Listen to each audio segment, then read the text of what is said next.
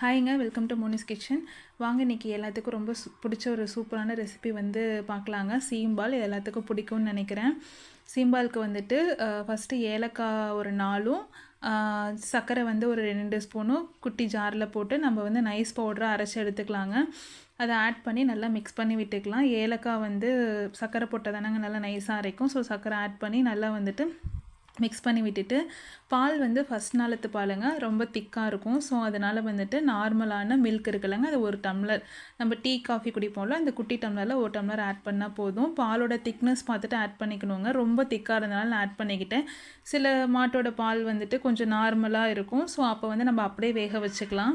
பாலை ஊற்றிட்டு எந்த அளவுக்கு சர்க்கரை வேணுமோ நல்லா தித்திப்பாக இருக்கிற மாதிரி பாலை வந்து டேஸ்ட் பண்ணி பார்த்துட்டு நம்ம வந்து சர்க்கரை ஆட் பண்ணிக்கணுங்க. ஏன்னா வேக வச்சு எடுக்கும்போது நம்மளோட சுகரோட லெவல் வந்து கம்மியாயிரும். ஸோ அதனால் வந்துட்டு தித்திப்பாக இருக்கிற மாதிரி போட்டால் தான் வேக வச்சு எடுக்கும்போது நமக்கு கரெக்டான சாப்பிட்ற அளவுக்கு வருங்க.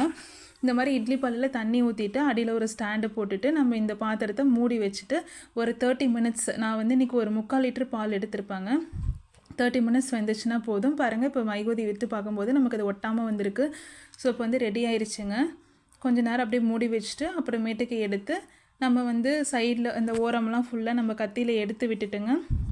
அதுக்கப்புறம் நம்ம வந்து கமுத்து போட்டு இது பண்ணலாம், இல்லைனா அப்படியே கூட நம்ம பீஸ் போட்டு இது பண்ணிக்கலாங்க. இப்போ நான் ஃபஸ்ட்டு கத்தி வச்சு ஓரம் ஃபுல்லாக வந்து எடுத்து விட்டுறேன். அப்போ தான் நமக்கு பீஸ் போடும்போது உடையாமல் மேலே வரும். இப்படி சைடு ஃபுல்லாக எடுத்து விட்டுறணுங்க. எடுத்து விட்டுட்டு அதுக்கப்புறமேட்டுக்கு நம்ம இந்த பீஸை வந்துட்டு நம்ம கேக் மாதிரி கட் பண்ணி எடுத்து வச்சுட்டு சர்வ் பண்ணிடலாம். சூப்பராக இருக்கும். ட்ரை பண்ணி பாருங்கள். இந்த மாதிரி குட்டி குட்டி பீஸாக போட்டுட்டு நம்ம சர்வ் பண்ண ஆரம்பிச்சிடலாங்க. சூப்பராக இருக்கும்.